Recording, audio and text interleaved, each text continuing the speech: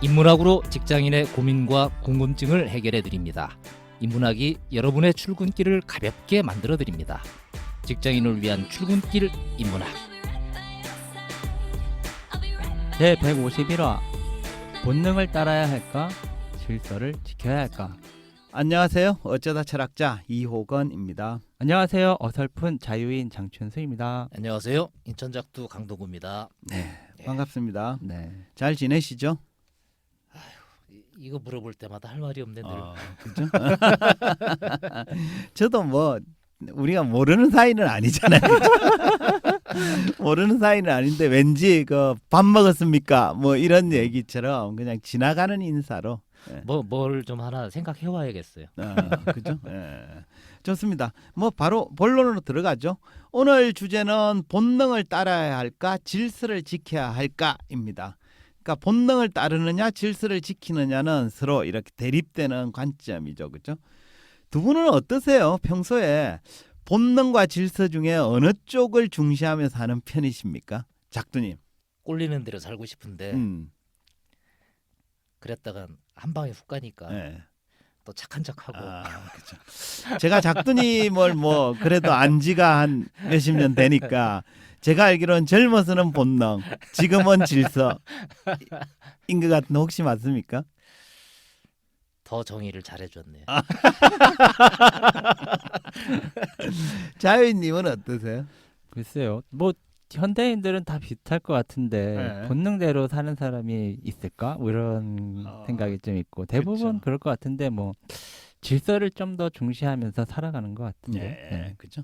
근데 이제 그죠. 전체적으로는 어쨌든 현대인일수록 좀 질서 지향적인 이런 삶의 경향이 있는데 그래도 특정 순간이나 상황에 따라서는 본능을 택하는 경우가 있죠. 대표적으로 질서보다 본능에 충실했던 순간 이렇게 질문을 드리면 작두님 뭐라고 저는 아주 그러시죠? 심플해요. 네, 혼자 있을 때, 네, 집에 있을 때 네. 본능에 충실하죠. 그렇죠. 남들 없을 때, 안 볼 때. 그 자유님은 어떠세요? 혼자 있을 때 어떻게 본능에 충실한지 모르겠는데. 본능이 뭐 다양할 테니. 그죠? 네. 저는 사랑할 때 이런 것 같아요. 사랑할 때 본능에 네. 충실하다고. 눈이 멀었을 때. 그러니까 뭐 원래는 뭐 집에 가야 되는데 안 가기로 한다든가 뭐 이런 것들 있잖아요. 네. 그럼 반대로 본능보다 질서를 우선해야 되는 경우는 언제예요? 반대예요. 음. 여럿이 있을 때, 내려. 밖에 나갔을 때. 그렇죠. 다인과 함께 있을 때. 네. 그죠? 아, 자유인님은 그러면 답이 다르겠네. 제가 졌습니다. 되게 명쾌한데요. 그러니까 그죠? 네. 사랑할 때 말고 그러면 그럼 뭐 저는 좀 일반적으로 보면 서로의 본능이 좀 충돌되는 상황 뭐 이런 것들 조정이 필요한 순간 뭐 이럴 때 아닐까 그렇죠? 싶은데. 예. 사실 우리가 뭐 본능이냐 질서냐 이런 것들은 그때그때마다 이제 알아서 판단을 할 텐데 어쨌든 오늘은 살면서 본능을 따라야 할지 질서를 지켜야 될지 본능과 질서라는 주제로 이제 얘기를 좀 해볼까 합니다. 전에 자유님이 그런 얘기 어디에서 하지 않았나? 어렸을 때 뭐 좀 해보려고 그러면 부모님한테 제지 받아서 못하고 뭐 결혼하고 나니까 와이프한테 제지 받고 직장 갔더니 뭐 상사한테 제지 받고 뭐 이런 얘기 했던 것 같네. 그렇죠. 그게 이제 그렇죠. 무시할 수 없는 질서의 주체죠. 어릴 때는 부모, 결혼해서는 네. 배우자, 직장에서는 상사 뭐 이런 거죠. 그러니까 질서를 부여하는 존재가 항상 있으면 이제 본능이 억제되기도 하는 거죠. 오죽하면 네. 자유인이라는 그죠? 별칭을 생각했겠어요. 그렇죠. 무의식적으로 억제됐던 본능을 음. 되찾고 싶은 욕망의 표현이라고 그렇지. 볼 수 있죠. 어쨌든 오늘은 이제 본능이란 주제로 얘기를 할 텐데요. 정신분석학에서는 본능을 이렇게 정의합니다. 태어나면서부터 가지고 있는 생리적 충동과 원시적 욕구를 지체 없이 즉각적으로 만족시키려는 성격 구조다. 이해되시죠? 그죠? 쉽게 말해 본능은 선천적으로 가지고 태어나는 충동이나 욕구를 말합니다. 그래서 이제 왜 샤론 스톤이라는 관능적 여배우가 출연한 영화 제목도 원초적 본능이었잖아요. 그죠? 그래서 인간을 포함한 모든 생명체는 태어나면서부터 본능이라는 걸 가지고 태어나는데요. 인간이 가진 대표적인 본능에는 어떤 게 있을까요? 뭐 식욕, 성욕 뭐 이런 그죠? 거 아닐까요? 예. 아우 저는 식욕은 살아 있는데 다른 건 안 살아 있어요. 가지고 태어는 났습니다. 지금은 이제 무슨 이유 때문인지 잃어버렸는지 잘 모르겠는데 어쨌든 안타깝네요. 그죠? 그 정신분석학자 프로이트는 독일의 고전주의 극작가이자 철학자인 프리드리 실러의 세계를 움직이는 것은 식욕과 사랑이다라는 말을 인용하면서 인간의 대표적인 본능으로 식욕과 성욕을 꼽았습니다. 그러니까 식욕이 개체 보존을 목적으로 하는 자아 본능이라면 성욕은 사랑을 통해서 종족을 보존하려는 대상 본능에 해당합니다. 그러니까 식욕이 자기를 위한 거라 이러면 성욕은 종족을 위한 본능이라고 볼 수도 있는데요. 그래서 이처럼 본능은 기본적으로는 쾌락을 추구하지만 그 과정은 무의식적으로 진행되는 경우가 많습니다. 따라서 좀 정확히 파악하기는 어렵습니다. 하지만 인간에게 있어 본능은 매우 중요한 작용을 합니다. 본능의 충족 여부가 곧 행복과 직결되기 때문인데요. 일반적으로 본능은 충족되면 될수록 개인의 삶의 만족도가 높아진다고 볼 수 있습니다. 여기서 질문. 원시인과 현대인을 비교하면 어느 시대 사람들이 본능을 더 많이 충족하며 살았을까요? 본능하면 원시. 자연이 그리고 보기에 한 번은 원시인처럼 살아보고 싶고. 그렇죠. 아주 멋진 얘기네. 본능하면 원시인이죠, 그죠? 공감됩니다. 물론 그 개인차는 있겠지만 프로이트는 원시인이 현대인보다 본능에 충실했다라고 말합니다. 일단 관련된 그 얘기 한번 들어보시죠. 사실 원시인은 본능에 어떠한 제약도 받지 않았다는 점에서 우리보다 훨씬 행복했다. 다만 원시인이 행복을 오랫동안 누릴 가능성은 매우 희박했다는 것이 그 효력을 없앴다. 문명인은 행복해질 가능성의 일부를 희생하고 그 대신 약간의 안전을 얻었다. 이해될는지 모르겠지만 본능의 충족이란 면으로만 보면 현대인보다는 원시인이 훨씬 행복했습니다. 왜냐하면 원시인에게는 본능에 대한 어떠한 제약도 없었기 때문입니다. 반면에 현대인들은 본능을 충족시키고 싶어도 여러 가지 제약이 뒤따랐어요. 이처럼 현대인의 본능을 제한하는 걸 뭐라고 부르는지 혹시 아십니까? 국가, 법, 제도, 법, 그죠? 예. 근데 이제 프로이트는 이걸 문명이라고 얘기했어요. 문명이란 인간이 자연 상태에서 벗어나 공동생활의 구성원으로서 지켜야 될 생활 양식을 말하는데 이때 문명은 개개인의 본능과 자유를 일정 부분 제한해야 됩니다. 그러니까 모든 사람이 본능대로 제멋대로 행동하면 공동체의 질서가 유지될 수 없기 때문입니다.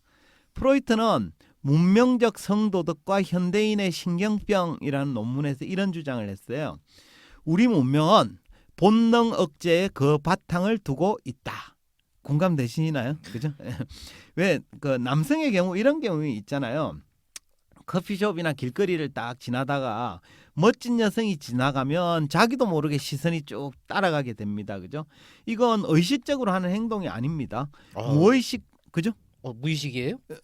저는 예의라고 생각하는데. 봐주는 게? 뭐 그럴 수도 있죠, 그죠? 그건 굉장히 문명화된 행동이네, 그죠? 근데 이건 대부분 의식적 행동이 아니라 무의식적 본능에 이끌리는 행동입니다.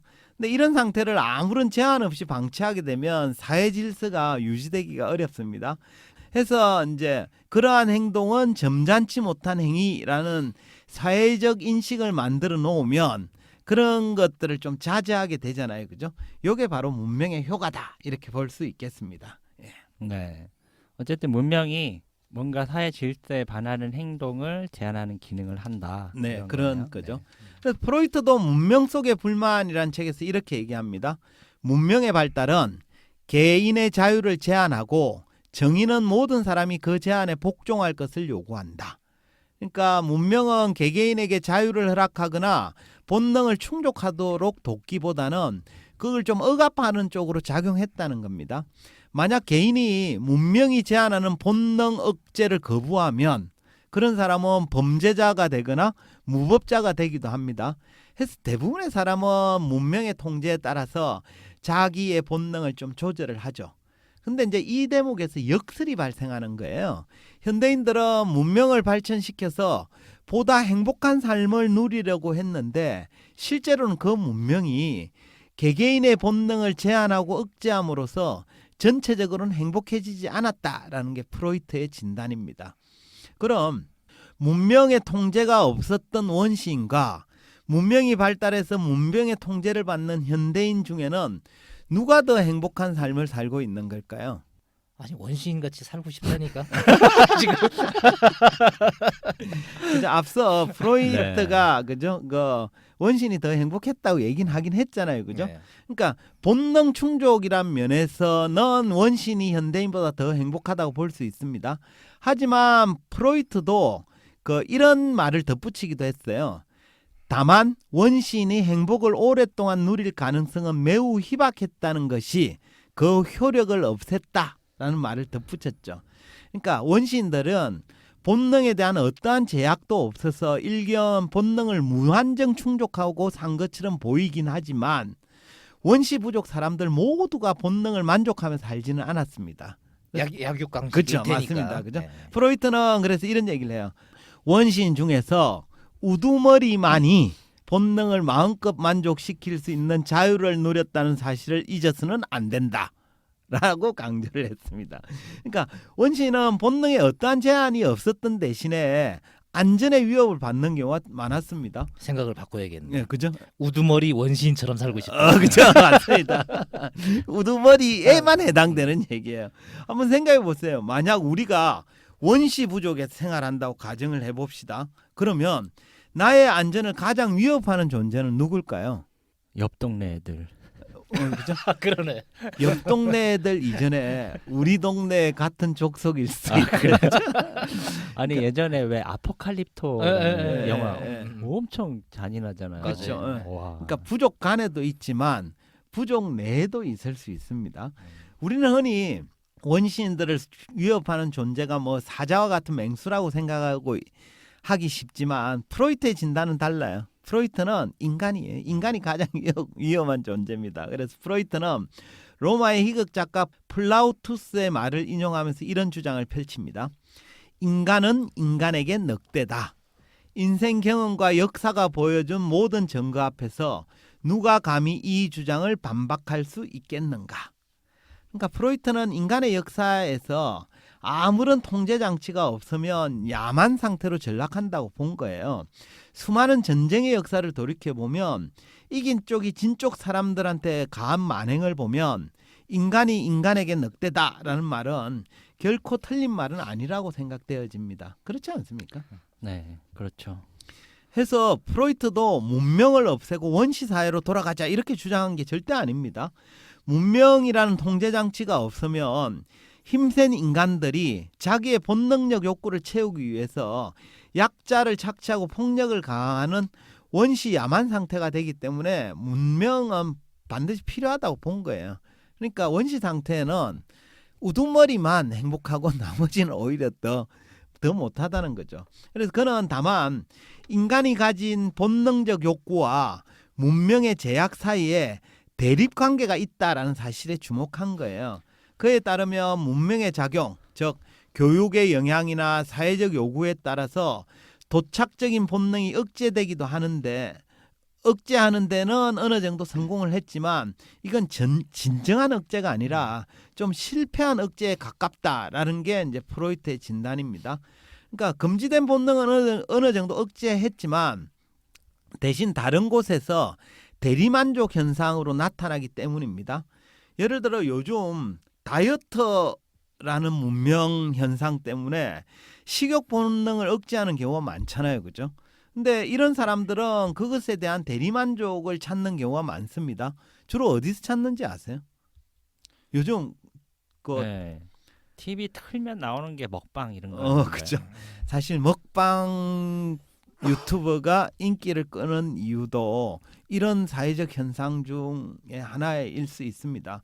그래서 유튜버 등에서 먹방 프로그램이 인기가 많은 요인 중에는 현실에서 충족되지 못한 식욕 본능의 반작용인 경우도 있다고 진단을 내릴 수 있죠. 사실 프로이트는 인간 본능 중에는 식욕, 성욕 중에 성욕을 가장 중요한 것으로 보았기 때문에 프로이트 책에는 성적 본능과 관련된 이야기가 많은데 뭐 방송에는 적합하지 않은 것 같아서 각자 책 읽어보시고 여기서 생략하기도 하겠습니다. 아 이제 뭔가 본론이 나오나 했더니 그죠? 딱꼬리를 내리시네. 아무튼 프로이트는 문명에 의해 본능이 좌절되면 그게 이상한 방향으로 표출되어져서 도착증이 되거나 신경병을 불러일으킨다고 주장을 했습니다. 그러니까 본능 억제, 문명이 본능을 억제한 거에 대한 부작용이 도착증이나 신경병인 거죠. 아닌 게 아니라 요즘은 과거에 비해 성도착자나 신경증에 걸린 사람이 많아진 것 같기도 합니다.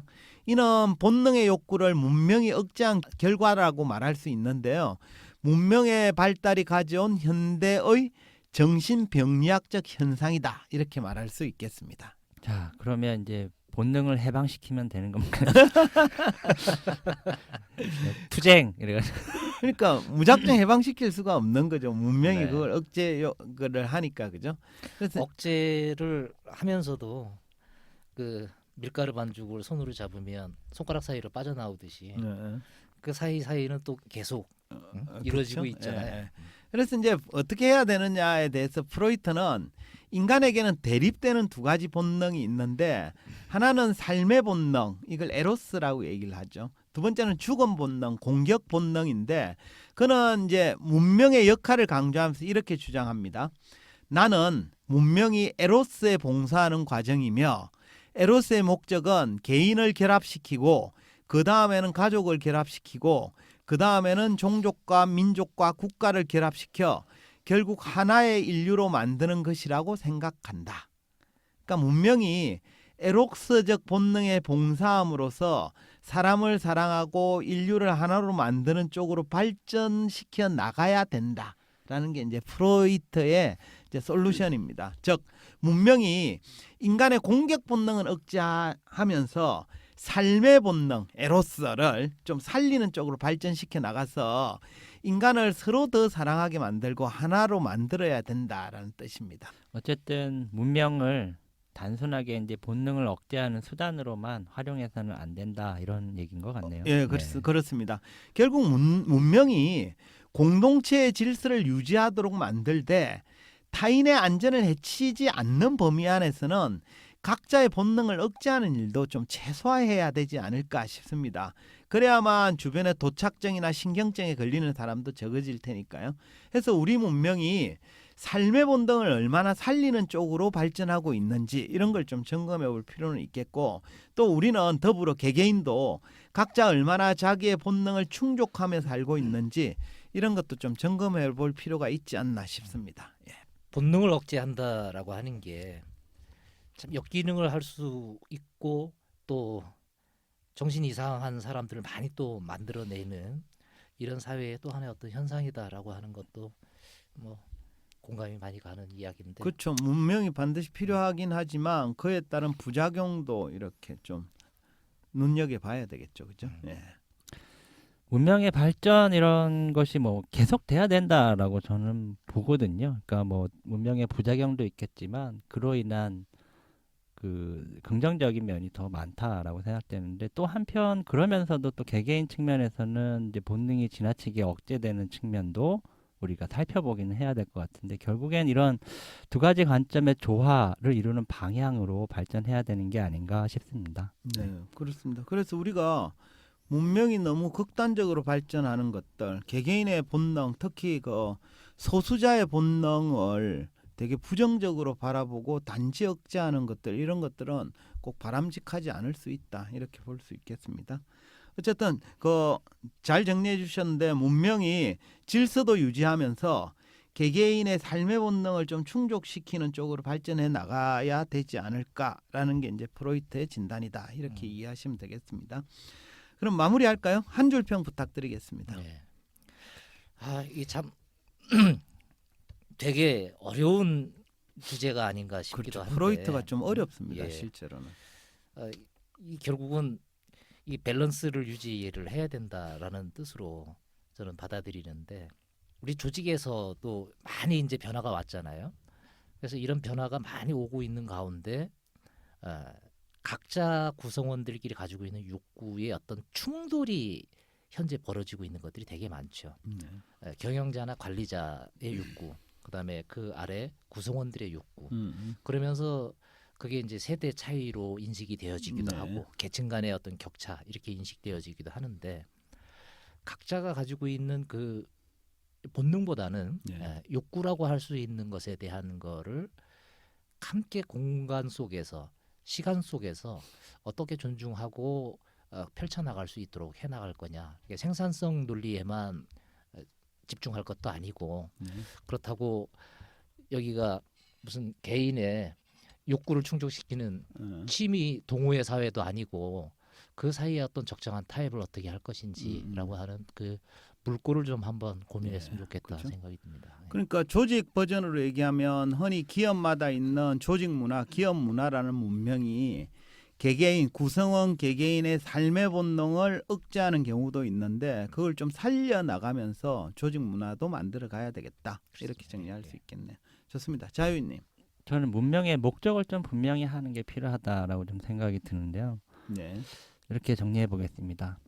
문명의 목적은 본능의 억압을 통한 질서 추구가 아니라 상호 존중에 의한 본능의 형평성 있는 해방에 있다. 네, 좋습니다. 아주 멋집니다. 멋있네. 그죠? 예.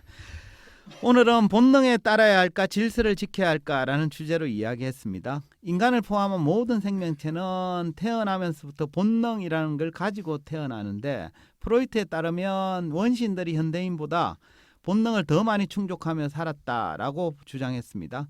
현대인들에게는 본능을 가로막는 무언가가 존재하는데 그것은 바로 문명입니다. 문명이란 인간이 자연 상태에서 벗어나 공동생활의 구성원으로서 지켜야 할 생활 양식을 말하는데 이때 문명은 개개인의 본능과 자유를 일정 부분 제한해야 합니다. 모두가 본능대로 제멋대로 행동하면 공동체의 질서가 유지될 수 없기 때문입니다. 하지만 문명에 의해 본능이 좌절되면 도착증이나 신경병에 걸릴 위험도 있습니다. 해서 문명도 조화가 필요합니다. 문명이 공동체의 질서를 유지하도록 만들 때 타인의 안전을 해치지 않는 범위 안에서는 각자의 본능을 억제하는 일도 최소화해야 하지 않을까 싶습니다. 이것으로 직장인을 위한 출근길 인문학 제151화를 마치도록 하겠습니다. 저희는 다음 시간에 다시 찾아뵙겠습니다. 네, 감사합니다. 감사합니다. 감사합니다.